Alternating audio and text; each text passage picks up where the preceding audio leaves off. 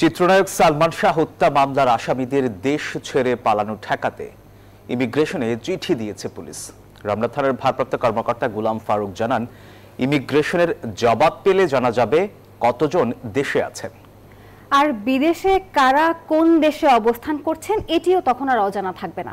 আর যেসব আসামি দেশে, শীঘ্রই তাদের গ্রেপ্তারও করা হবে। ন্যায় বিচারের আশায় ফের বুক বেঁধেছেন সালমান শাহর মা নীলা চৌধুরী।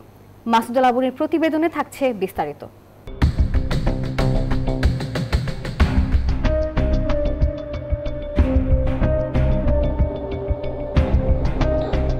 উনত্রিশ বছর আগে ইস্কাটনের বাসায় রহস্যজনক মৃত্যু হয় বাংলাদেশের চলচ্চিত্রের অমর নায়ক সালমান শাহর।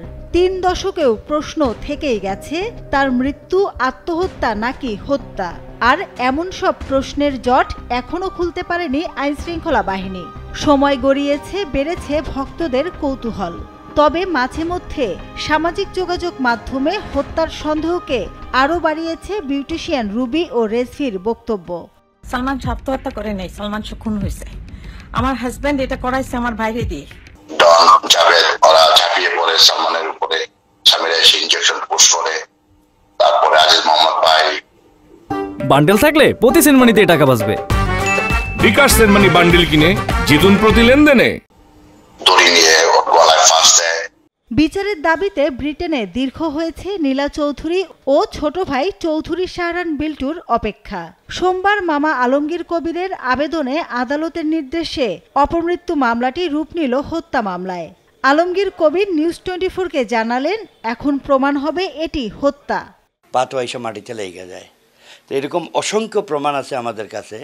উঁচা মোটা মানুষ যদি ঝুলে, এই যে প্লাস্টিকের কভার, এটা ভেঙে যাওয়ার কথা, পাখনাটা বাঁকা হয়ে যাওয়ার কথা, কিন্তু না, গলার দাগটা চিকন আর রশিটা মোটা। হত্যা মামলায় 11 আসামির মধ্যে সালমান শাহর স্ত্রী সামিরা হক ও খলনায়ক ডন দেশেই আছেন। শিল্পপতি ও সাবেক চলচ্চিত্র প্রযোজক আজিজ মোহাম্মদ ভাই ব্যাংককে। এছাড়া লতিফা হক লুসি, ডেভিড, জাভেদ, মে ফেয়ার বিউটি সেন্টারের রুবি, আব্দুস সাত্তার, সাজু ও রিজভি আহমেদ ফরহাদের অবস্থান শনাক্তে কাজ চলছে বলে জানায় পুলিশ। এতদিন যেসব তদন্ত হয়েছে সেগুলো ছিল রমনা থানায় অপমৃত্যুর মামলা ও হত্যা সন্দেহের উপর ভিত্তি করে। আশা করতেছি যে খুব শীঘ্রই আমরা কাউকে অ্যারেস্ট করতে পারবো। এটা আসলে মোবাইল প্রযুক্তির মাধ্যমে আমরা চেষ্টা করতেছি জানার জন্য যে দেশে তারা আছে কিনা। আর যারা দেশে বাইরে চলে গেছে তারা তো চলে গিয়েছে, আর যারা আছে তারা যেন যেতে না পারে সেজন্য আমরা চিঠি দিয়েছি। সালমান শাহর মা নীলা চৌধুরী নিউজ 24-কে বলেন, বেশিরভাগ আসামি দেশে, পুলিশ গ্রেপ্তার করছে না। আবার একটা কথা বলছিল যে ওরা তো আমাকে তোমার কাছে ফিরে আসতে দিবে না। আজিজ মোহাম্মদ ভাই কথা মতো ছবি করে নাই, সে উনি তাকে 5 বছরের জন্য চুক্তিবদ্ধ করতে চাইছিল। এর কারণ তার সাথে নিয়ে আটকে দেওয়া এবং ঘরে অশান্তি হতো, যার জন্য ডনকে শেষের দিকে তার ঘরে সে রাখতো না, ঘরে থাকতো না। ঘরে অনেক লোকই থাকতো যাদেরকে সে হটাইতে চাইতো। মোস্তাক, যার সাথে বিয়ে হইলো, সুইমিং কস্টিউম পরা সামিরার ফটোটা এখানে নাই, বাংলাদেশে হয়তো আমার কাছে থাকতেও পারে অ্যালবামে, অথবা আমি ফেলে দিছি এটা বাজে ফটো বলে। তো আর ডনরা হাফ প্যান্ট পরা। তবে পুলিশের দাবি কয়েকজন দেশের বাইরে, বাকিরা যেন দেশ ত্যাগ করতে না পারে এজন্য ইমিগ্রেশনে চিঠি দেয়া হয়েছে।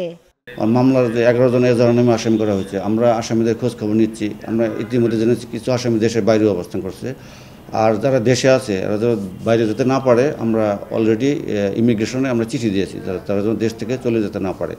সালমান শাহর মৃত্যু নিয়ে সবশেষ তদন্ত করে পুলিশ ব্যুরো অফ ইনভেস্টিগেশন।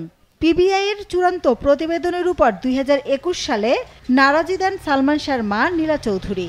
প্রায় 4 বছর পর আদালত সেই রিভিশন আবেদনটি মঞ্জুর করেন। একই সঙ্গে মৃত্যুর ঘটনায় হত্যা মামলার আদেশ দেন। মাসুদুল আবুনি, নিউজ 24, ঢাকা।